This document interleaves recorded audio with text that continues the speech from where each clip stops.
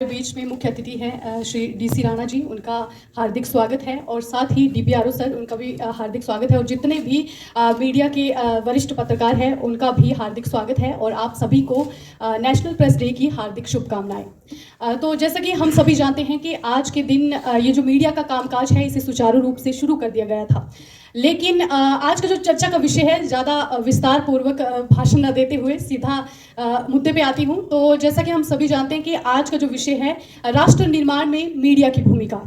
हम सभी जानते हैं कि राष्ट्र निर्माण में मीडिया की जो भूमिका है वो बहुत ही अहम है। कोरोना काल की बात कर ले या किसी भी प्रकार की, जैसे आजकल की जो पत्रकारिता है वो सूचनाओं का आदान प्रदान तो करती ही है, बल्कि मनोरंजन का भी एक माध्यम बन गया है। जी हाँ, किसी भी प्रकार का मनोरंजन हो, सांस्कृतिक, धार्मिक, किसी भी तरह की बात कर ले, वो हम मीडिया के माध्यम से ही देखते हैं। और मीडिया जो है वो अपना अहम रोल अदा करता है राष्ट्र निर्माण की भूमिका में। सबसे पहले तो ये बताना चाहूँगी कि मीडिया जो है एक सकारात्मक भूमिका निभाए तो बहुत ही अच्छी बात है, लेकिन राष्ट्र निर्माण में मीडिया की जो भूमिका है वो किस तरह से अच्छी रहती है ये मैं आपको बताना चाहूँगी। सबसे पहले तो हम बात करेंगे कि सकारात्मक, अगर जो पत्रकार है वो बिल्कुल निष्पक्ष और स्वतंत्रता की अभिव्यक्ति को बनाए रखे। अगर एक इंसान अच्छा है तो वो ही एक अच्छा पत्रकार बन सकता है। जी हाँ, और इसी के साथ मैं आपको बता दूं कि अगर इंसान में अच्छाई, जैसे कि लोभ मोह और लालच है, उसे त्याग दे तो तभी एक इंसान जो है वो अच्छा बन सकता है, तभी वो पत्रकारिता में आगे बढ़ सकता है और इसी से ही वो एक राष्ट्र निर्माण में अपनी अहम भूमिका अदा कर सकता है। पत्रकार को बहुत से अधिकार तो मिले हैं, हम सभी जानते हैं कि जैसे स्वतंत्रता की अभिव्यक्ति, स्पीच ऑफ फ्रीडम और सरकार प्रशासन की जो योजना, जो नीतियां और कार्यक्रम है उनको लोगों तक पहुंचाना और प्रश्न पूछना, ये सब अधिकार तो हमें है। लेकिन कुछ मैं बात करूंगी सुरक्षा की। जैसे हम सभी जानते हैं कि मीडिया में जो सुरक्षा है पत्रकारों की वो बिल्कुल भी नहीं है।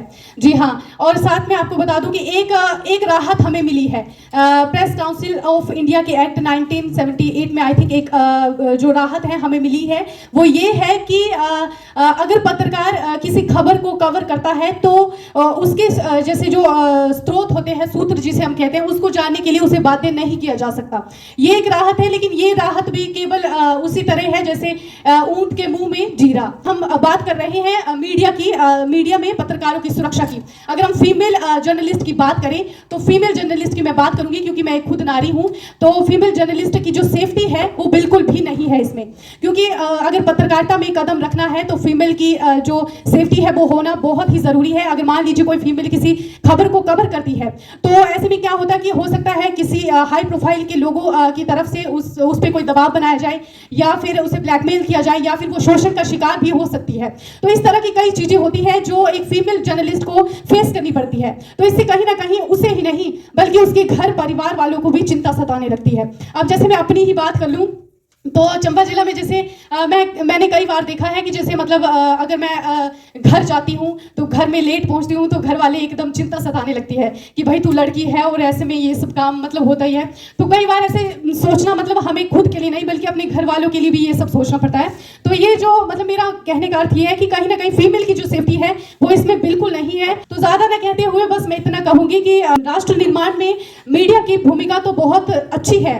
भले ही अभी की बात करें तो मीडिया के रंग, रूप, भाषा, बोली बदल गई है, लेकिन स्वतंत्रता से पहले मीडिया कुछ और था। लेकिन अभी की बात करें तो अभी आधुनिक दौर है और ऐसे में मीडिया की रंग रूप और भाषा है वो चेंज हो गई है।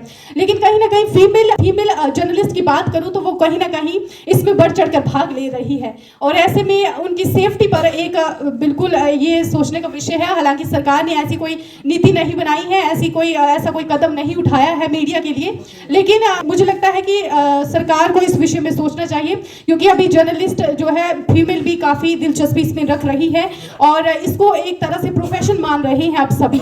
तो लड़कियां काफी दिलचस्पी रखती है, पढ़ाई भी इसमें कर रही है, तो कहीं ना कहीं लड़कियों की सेफ्टी का एक ये सवाल उठता है। तो ज्यादा ना कहते हुए थैंक यू सो मच, आप सभी को बहुत बहुत शुभकामनाएं।